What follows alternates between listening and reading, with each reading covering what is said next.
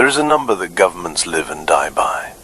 A number that determines whether a leader is celebrated or removed, whether a country is considered healthy or sick, whether policies are declared successful or failed. A number that runs underneath almost every economic conversation, every budget decision, every central bank meeting, every headline about the state of the nation. That number is GDP. Gross Domestic Product. The total monetary value of all goods and services produced in a country in a given year. And the thing every government in the world is perpetually trying to do is make that number go up. This is called economic growth, and it is treated, not in fringe circles but in the mainstream of economic and political life, as the primary goal of collective human organization. Growth is good. More growth is better. The absence of growth is a crisis. Negative growth, which is just a polite way of saying the economy shrank, is called a recession and is treated as a near catastrophe requiring immediate intervention. Why? That is the question. Not how do you produce growth, not what are the mechanisms, but why is this the goal? Why is making this particular number go up the organizing ambition of modern civilization? Who decided that? When was it decided? And is the thing being measured actually what we want to be measuring? Because if the target is wrong, everything aimed at the target is wrong. And the target may be wrong in ways that are becoming increasingly impossible to ignore. Start by understanding what GDP actually measures. It measures the monetary value of transactions. When something is produced and sold, it enters the GDP. When a service is rendered and paid for, it enters the GDP. The number is a count of economic activity, of things passing through markets, of money changing hands. And immediately you can see what this includes and what it leaves out. It includes the cost of cleaning up an oil spill. The spill damages real things, ecosystems, fishing communities, coastlines, human health. Cleaning it up costs money. That money spent is economic activity. It enters the GDP.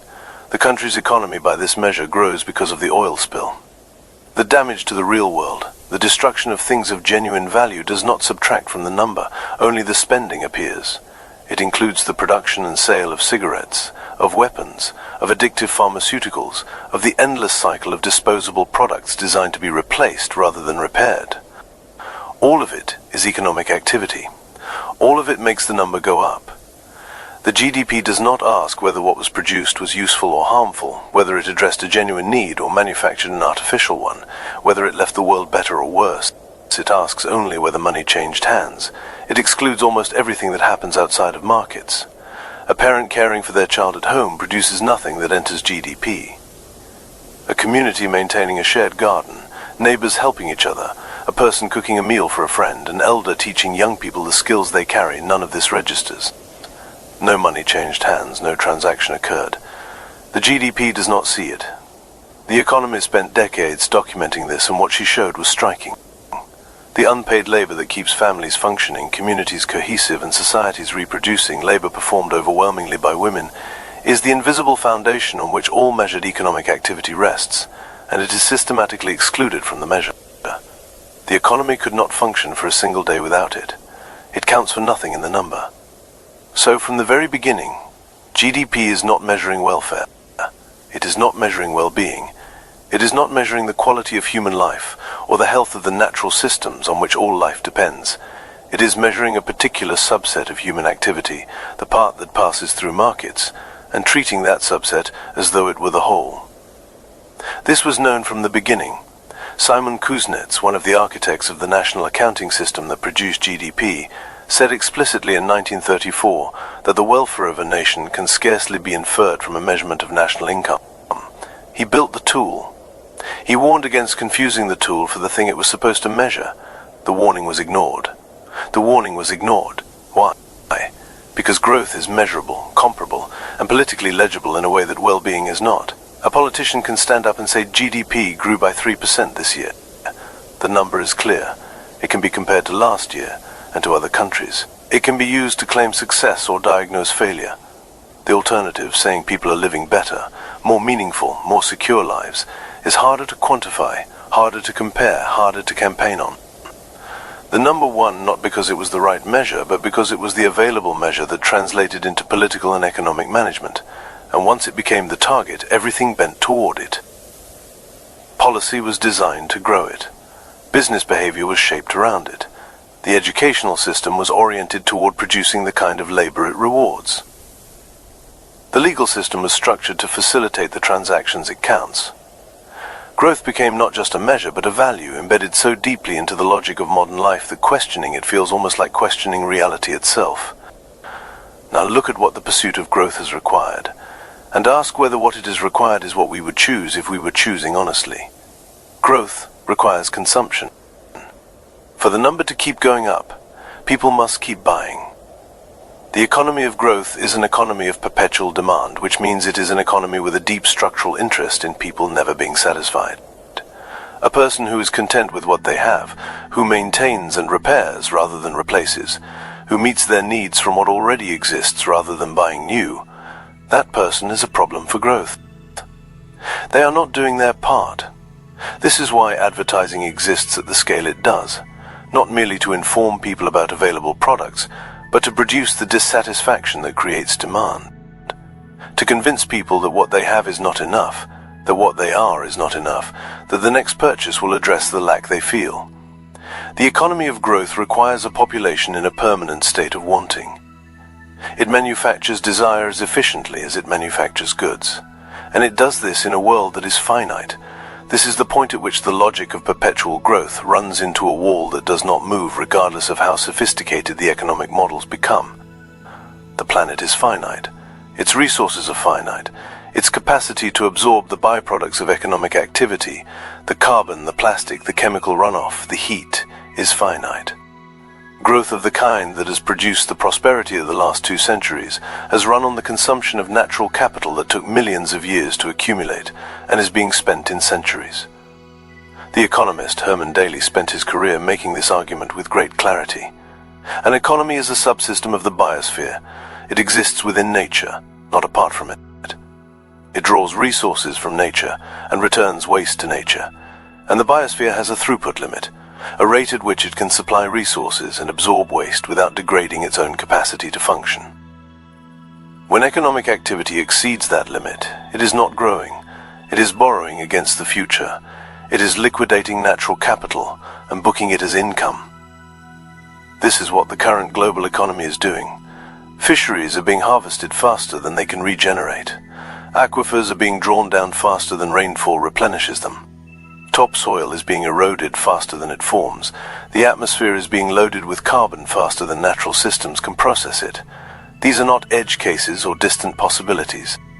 They are happening now, measurably, and the measurements are moving in the wrong direction, and the GDP does not register any of it as cost. The fish caught and sold this year enters GDP as production. The collapse of the fishery enters GDP as nothing. The economy appears to be growing. The real biophysical system underlying it is contracting. The number moves up while the foundation moves down. And because the number is the target, the foundation continues to be sacrificed for the number.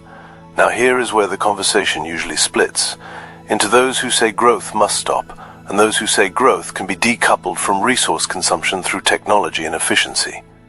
That the economy can keep growing while using fewer physical resources, producing less waste, running on renewable energy. That green growth is possible. This is a real argument, and it should be taken seriously. There is genuine evidence that some economies have grown while reducing certain emissions, while improving certain resource efficiencies, while developing clean technologies. The possibility should not be dismissed. But the evidence for full decoupling, for economic growth continuing indefinitely while absolute resource use and environmental impact decline, is thin. What has been observed is relative decoupling, which means growing while becoming less resource-intensive per unit of output. But if the economy doubles in size, a 20% improvement in efficiency still means more absolute resource use. Relative efficiency improvements do not produce absolute reductions if the scale keeps growing fast enough. And the scale is always growing. That is the goal. The honest position is not certainty in either direction. It is recognition that an economic system whose primary organizing goal is the perpetual increase of a number measuring market transactions on a finite planet with finite capacity for resource extraction and waste absorption is operating with an internal contradiction that technology may partially address but cannot fully resolve. That contradiction will produce consequences. It already is producing consequences. And the consequences will be distributed according to the same patterns we have seen throughout this series. The costs will fall disproportionately on those with least power to avoid them. But there is another dimension to the growth question that is rarely raised, and that may be the most important. What is growth actually for? The answer that is assumed without being stated is that growth produces well-being, that a growing economy means people are living better. And there was a period when this correlation was strong. In conditions of genuine material scarcity, more production meant more people had enough to eat, enough warmth, enough shelter, enough basic security. Growth meant survival. The connection between GDP and human welfare was real. But above a certain level of material sufficiency, the correlation breaks down. The data from multiple decades and multiple countries shows that beyond a threshold of roughly around $15,000 to $20,000 of GDP per capita annually, additional economic growth produces diminishing returns in measures of actual human well-being. Life satisfaction, mental health, social trust, physical health, sense of meaning, these do not continue rising in proportion to GDP above that threshold. They flatten. In some cases in the wealthiest economies, they decline even as GDP continues to rise. The United States has one of the highest GDPs per capita in the world. It also has among the highest rates of depression, anxiety, loneliness, drug addiction, and deaths of despair in the developed world. The number kept going up. The lives did not keep getting better.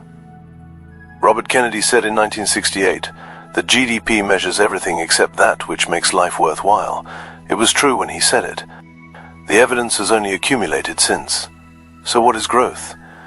At its origin, it was a reasonable proxy for material improvement in conditions of genuine scarcity. It was a useful measure for a specific historical period when more production genuinely meant more people having their basic needs met. That period passed. The measure persisted. The target calcified into an end in itself, pursued regardless of whether it was delivering the welfare it was supposed to deliver, regardless of what it was costing in terms of the natural systems being degraded to fuel it, regardless of whether the gains were being distributed in ways that actually improved the lives of most people, or whether they were concentrating at the top while the bottom remained where it was. Growth became an ideology, a story the system tells itself to justify its own continuation. Not entirely false, real things are produced, real material improvements do occur, but deeply incomplete. Incomplete in ways that, as the ecological consequences compound, are becoming harder to overlook. The person who looks at this clearly is not a pessimist and is not an anti-progress ideologue. They are simply someone who has looked at the actual relationship between the number and the reality, between what is being measured and what is actually happening to living people on a living planet, and noticed that the two have been diverging for some time. Noticing that divergence is not the end of something. It is the beginning of an honest conversation about what we are actually trying to build, what we actually want the economy to do, and whether the instruments we are using to navigate are pointing toward what we actually want or towards something else entirely. The instrument is not the destination. The map is not the territory. The number is not the life.